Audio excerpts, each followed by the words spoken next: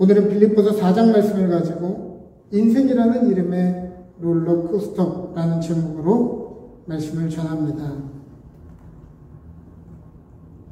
우리의 인생을 살다 보면 때때로는 이해할 수 없는 번아웃을 만나기도 하고 평소 같으면 신경 쓰지도 않았을 말에 낭망하여 하루 종일 찝찝한 마음이 들기도 하고 또 어떤 때는 마치 실이 툭 끊어진 것처럼 어떤 것도 할 수 없는 그저 아무런 힘이 없는 상태가 될 때도 있습니다. 전에는 믿음이 없어서 넘어지고 심령이 아직 다 견고하지 않아서 쉽게 지치며 마음을 다스릴 능력이 없어서 낭망한다고 생각했습니다. 그러나 시간이 지날수록 이것은 믿음이 없고 심약한 사람들에게만 벌어지는 일이 아니고 신앙의 연륜이 있는 사람도 평소에 여러 가지 모양으로 마음을 단련한 사람에게도 벌어지는 일이라는 것을 깨닫게 됩니다. 우리는 베드로를 잘 알죠. 그는 예수님을 누구보다 뜨겁게 사랑했던 사람이고 모든 제자들 중에서도 헌신이 돋보였던 사람입니다. 그는 특별히 학문을 배우지는 않았지만 그 어느 제자도 정확하게 인식하지 못했던 그리스도의 본질을 꿰뚫었던 사람입니다. 모두가 예수님을 떠났던 순간에도 예수님이 걱정되어 먼 발치에서 따라온 마음이 여린 사람이었습니다. 그러나 제사장의 뜰에서 여종이 그를 알아보자 그는 놀랍게도 나는 예수라는 사람을 모른다고 이야기할 뿐 아니라 세 번째 물었을 때는 저주하면서까지 예수님을 모른다고 이야기했습니다. 저는 많은 신앙인들이 이 이야기를 보면서 야, 어쩜 베드로 어떻게 저럴 수가 있냐라고 하면서 베드로의 믿음 없음을 함부로 깔보는 것이 부당하게 여겨집니다. 1994년 발간되었던 안도현 시인의 시 너에게 묻는다에서 시인은 다음과 같이 이야기하죠. 우리가 잘 아는 시입니다. 연탄재 함부로 발로 차지 마라. 너는 누구에게 한 번이라도 뜨거운 사람이었느냐? 함부로 베드로를 비웃을 수 없는 것은 우리가 예수님을 향하여 베드로만큼 삶을 다해 순수하게 뜨거운 적이 있었다고 말할 자신이 없기 때문입니다. 오히려 이 본문의 이야기는 이렇게 이야기하며 이해해야 할 것입니다. 예수님을 저토록 사랑했던 저 헌신적인 사람도 예수님을 한순간에 모른 척 할 수 있다면 오늘 우리가 신앙을 숨기고 팔아치우고 나서 낭망하는 일이 일어나는 것은 그렇게 놀라운 일이 아니라는 것입니다.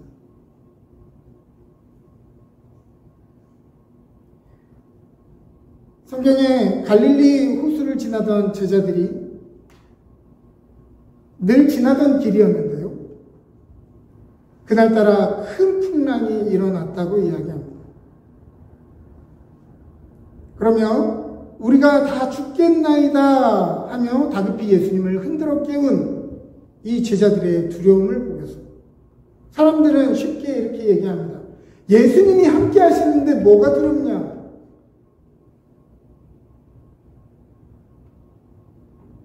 제자들은 믿음이 없었던 것이다 라고 이야기합니다. 그러면 우리 자신에게 다시 묻습니다. 오늘 우리의 삶에 우리가 작은 일에도 작은 파도에도 그렇게 두렵고 힘든데 우리가 이 제자들을 향해서 예수님이 함께 계셨는데 뭐가 그렇게 두렵냐라고 얘기할 자격이 있느냐라는 것이죠. 평생을 배 위에서 살았던 이 사람들은 어지간한 풍랑에는 당황하지 않는 사람들이었습니다.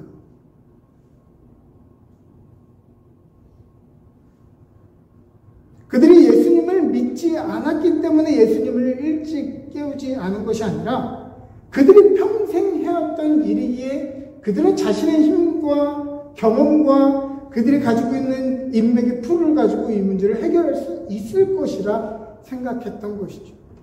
그러나 그들의 전문성이 더 이상 힘을 발하지 못하는 순간, 그들의 삶의 모든 경험이 아무런 소용이 없는 순간 그들은 주님을 흔들어 깨울 수밖에 없었던 것입니다.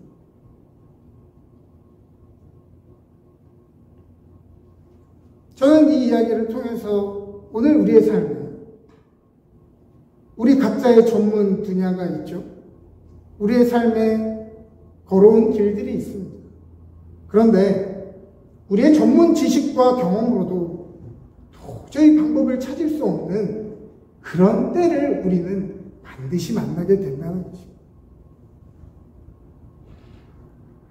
우리는 엘리야와 같은 강건한 사역자의 번아웃을 우리는 이해하기 쉽지 않습니다.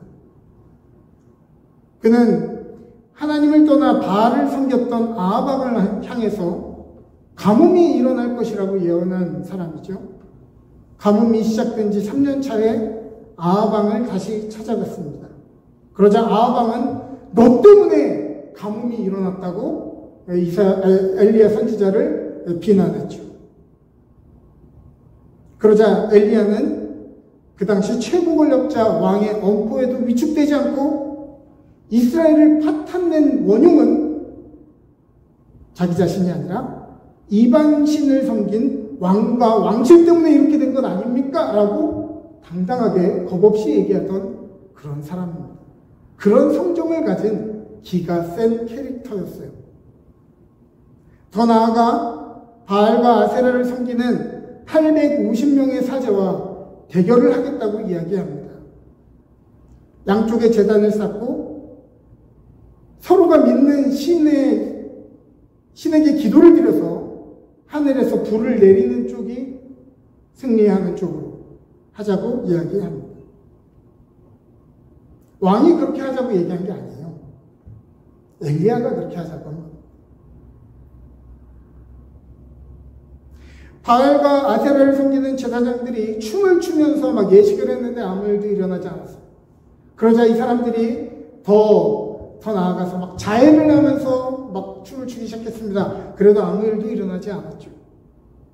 그런데 엘리야가 도랑과 제단에 물을 가득 채우라고 이야기합니다. 가득 부으라고 얘기해요. 지금 하늘에서 불이 내려와서 이것들을 불태워야 되는데 물이 있으면 어떻게 태웁니까? 근데 물을 붓겠다는 그런 엄청난 패기를 보였던 것이죠. 그 후 하늘 향해 기도하자 하늘에서 불이 내려와 흠뻑 젖은 황소, 제단, 도랑과 흐르는 물까지 다 태워서 없애버리죠. 이 일로 바알과 아세라를 섬기는 사제들 모두 기손 시냇가로 끌고 가 다 도륙하는 대단한 업적을 이루었습니다. 그런데 우리는 도저히 이걸 이해할 수가 없어요. 이렇게 대단했던, 이렇게 기가 셌던 엘리야가 너무 어이없게도 왕비 이세벨의 한마디를 듣고 완전 쫄아버렸다는 사실입니다. 내가 너를 반드시 죽이겠다고 협박하자 그 기세고 능력 있었던 하나님의 선지자가 광야로 도망쳐 로뎀나무 아래 숨어서 하나님께 죽여달라고 요청하고 있는 거죠. 이런 능력의 사람도 사람의 말 한마디에 극심한 외로움과 삶의 의미 없음, 번아웃을 느꼈다고 한다면 오늘 우리가 주의 일을 감당하면서 지치고 번아웃되는 것이 그렇게 놀라운 일은 아니라는 것이죠. 이사야 40장 30절과 31절은 우리에게 이야기합니다. 소년이라도 피곤하며 곤비하며 장정이라도 넘어지며 쓰러지도록 구절을 읽겠습니다. 우리는 이 구절을 읽을 때 그 다음 구절을 읽기 위해서 30절을 읽습니다. 31절의 시작은 오직 여호와를 앙망하는 자는 새 힘을 얻으리니. 새 힘을 얻기 위해서 이 말씀을 읽어요. 그런데 사실은 우리가 30절의 전제를 충분히 이해할 때에 이 말씀은 우리에게 의미가 됩니다. 30절은 뭐라고 해요? 소년이라도 피곤하고 곤비하며 장정이라도 넘어지고 쓰러진다라는 말은 이 땅을 살아가는 그 누구나 넘어짐, 피곤함, 상처, 번아웃을 만나게 되는데 이것은 믿음과 삶, 마음을 관리하지 못해서 발생한 변수가 아니라 언제 만나도 이상하지 않은 너무도 당연한 상수라고 이야기하는 것입니다. 오늘 여러분들의 삶에 그러한 삶의 번아웃과 지침과 상처와 의기소침함이 있다고 한다면 그것은 내 마음을 관리하지 못한 변수로 일어난 것이 아니라 그것은 우리 인생에 당연하게 일어나는 상수라고 하는 것입니다. 혹자는 우리의 인생을 비유하여 롤러코스터와 같다고 이야기합니다. 롤러코스터는 완만한 곡선을 올라가다가 갑자기 예고 없이 떨어지고 어느 구간에서는 무섭게 가속도가 붙고 360도로 돌아가는 구간에서는 정신없이 우리의 혼을 빼어놓습니다. 높은 곳에서 아래로 떨어질 때 그 울렁거림과 근질거림은 탈 때마다 느끼는 거지만 매우 이상한 감각입니다. 우리 인생에서도 이러한 종류의 업다운을 경험하는 일은 그렇게 유쾌하지 않아 보입니다. 그런데 생각해보면 롤러코스터는 원래부터 그렇게 만들어진 놀이기구입니다. 놀이기구라고 하는 사물의 정의는 사람을 고문하기 위해 만든 형틀이 아니라는 말입니다.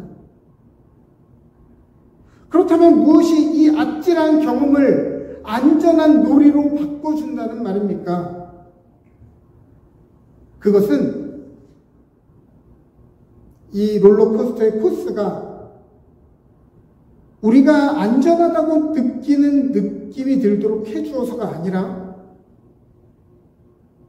강력한 안전바가 우리를 붙들어 주기 때문입니다. 위험하다고 느낄 때 안전바를 강하게 붙든다고 해서 더 안전해지는 것도 아니고요. 권장하지는 않지만 원론적으로는 안전바를 놓고 손을 든다고 해서 몸이 빠지거나 더 위험한 것도 아닌 것입니다. 이것은 전적으로 내 확증이나 내 두려움에 걸린 문제가 아니고 기본적인 이 롤러코스터의 설계와 안전 메커니즘에 달려 있는 것이죠. 우리가 이거를 꽉 잡냐 놓냐 손을 드냐 마냐에 결정되는 게 아니라는 거예요.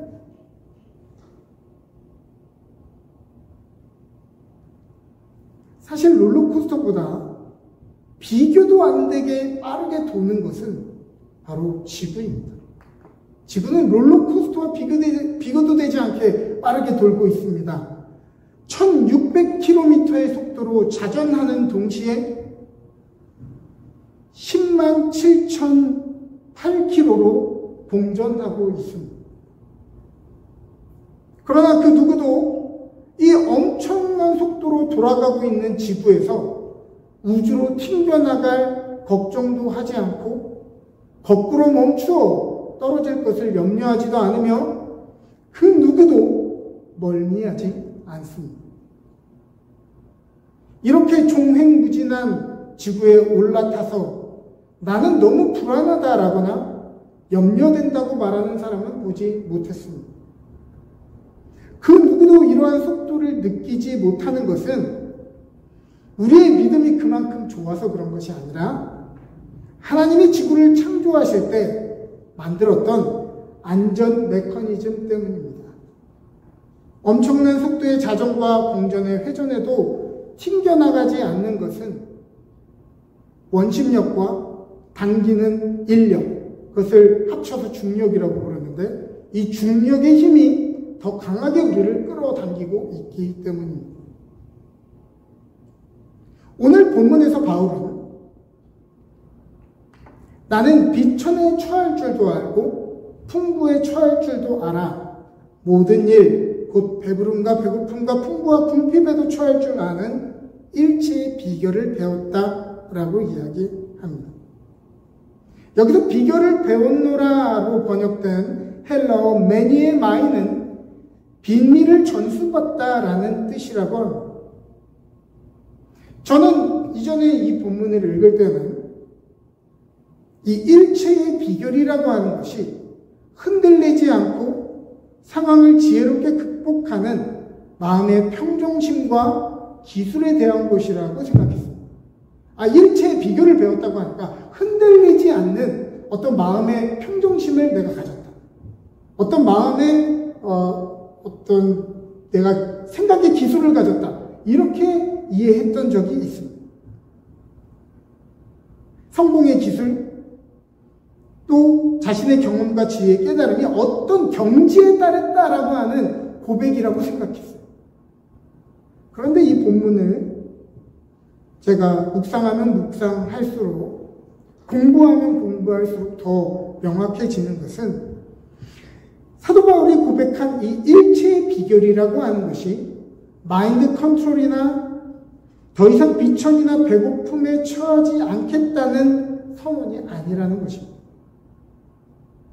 믿음이 좋아서 삶의 위험 요소가 제거되는 것이 아니라 자신은 여전히 그런 위험 요소들을 삶 속에서 만날 수 있다라고 고백하는 거예요.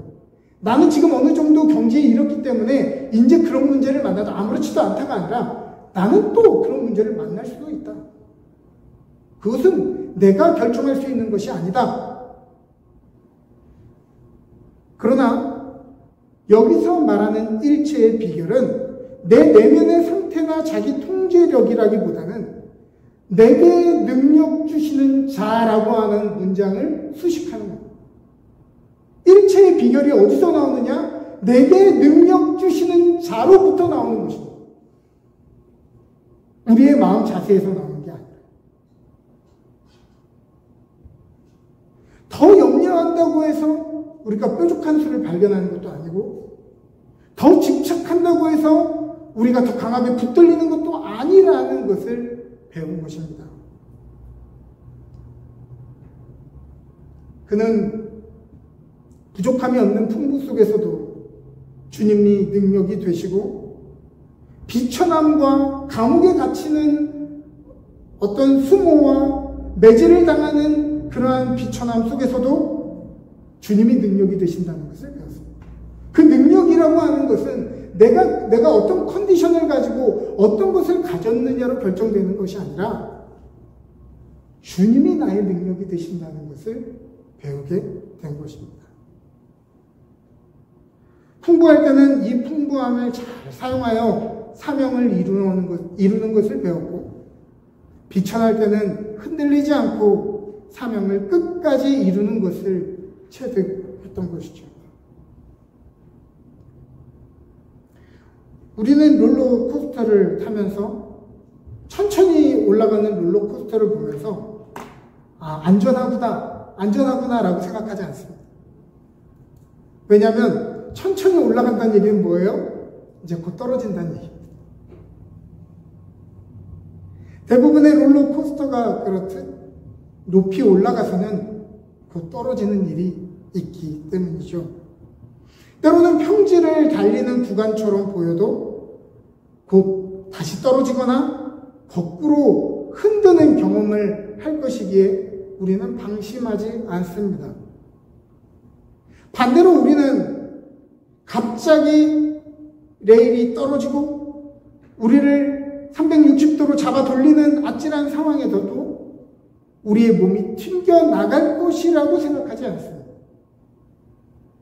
우리는 여전히 속력을 받아 앞으로 가고 있고 안전바가 우리를 지탱하고 있다는 것을 알고 있기 때문입니다.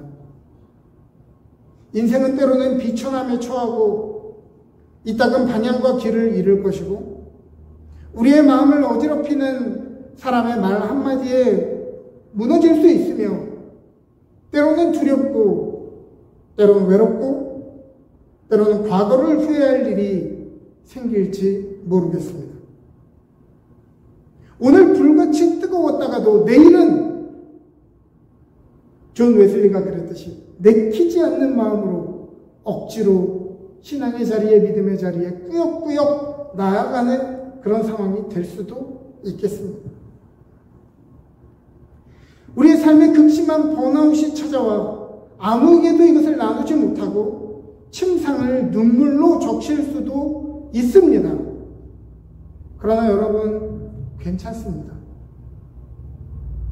우리의 안전함은, 우리의 힘은, 우리의 사명은 그것들로 인해 취소되거나 쉽사리 노선을 이탈하지 않을 것입니다. 왜냐하면 우리를 붙드시며 능력 주시는 분으로 말미암아 우리가 여전히 다시 일어설 것을 알기 때문입니다. 그러므로 일체의 비결을 배운 인생은 풍부를 향한 소망, 비천을 면하게 해달라는 간청으로 매번 존재가 너풀거리는 인생이 아닙니다. 일체의 비결을 배운 인생은 능력이 되시는 주님이 내 존재의 알맹이가 되는 인생이죠. 다시 한번 이사야서 40장 30절과 31절을 그런 관점으로 바라보게 됩니다. 소년이라도 피곤하며 곤비하며 장정이라도 넘어지며 쓰러지다. 모든 인생은 피곤하고 곤비하고 넘어지며 쓰러지는 것이 언제나 일어날 수 있는 상수이지만 오직 여호와를 앙망하는 자는 다시 일어설 새 힘을 얻을 것입니다. 그것은 여호와를 앙망할 때 조건적으로 주어지는 것이 아니라 이미 여호와 안에 있는 것을 우리가 바라볼 때에 다시 한번 우리 안에 채워지고 넘쳐나는 그 힘을 이야기하는 것이죠. 거기에 길과 명분이 있고 거기에 지친 우리의 삶의 회복이 있고 거기에 아무도 위로해 주지 않는 우리의 삶을 향한 위로가 있고 거기에 오늘도 또 같은 일로 실패한 우리를 향한 자비가 기다리고 있을 것이기 때문입니다. 사랑하는 여러분, 우리가 안전하다고 느끼는 상황과 느낌이 안전이 아니라 실제로 우리를 붙들고 놓지 않는 것이 안전입니다. 시편 23편에서 시인은 쉴만한 물가와 푸른 풀밭이 끊이지 않는 것이 내 풍성함과 안전함의 이유라고 설명하지 않습니다. 때로는 사망의 음침한 골짜기로 만나기도 하고 그런 골짜기를 만나기도 하고 더 이상 풍성한 풀밭이 끊이는 계속해서 다른 곳으로 이동해야 하는 그런 상황 속에서도 여호와가 내 삶의 목자이신 것이 내 삶의 안전의 이유라고 고백하고 있기 때문입니다. 말씀을 마치면서 이때까지 인생의 고비마다 날아가지 않으려 안전바를 꽉 잡고 있었던 우리의 굳은 손을 이제 슬그머니 힘을 뺄 줄 아는 연습을 해야 할 것입니다. 그때 우리는 고백하게 될 것입니다. 내가 손을 놔도 떨어지지 않네. 내가 손을 들어도 내가 빠지지 않네. 내가 절벽을 향해 달려도 절벽을 향해 곤두박질 치는 게 아니라 독수리처럼 날개짓하는 우리는 그때 우리의 모습을 보게 되는 것이죠. 인생의 롤러코스터가 갑자기 떨어지고 빠르게 회전할 때도 우리를 붙드시는 안전바 그리스도로 인하여 그 모든 상황을 즐길 수 있는 일체의 비결을 배웠노라 고백하는 저와 여러분 되시기를 주님의 이름으로 축복합니다.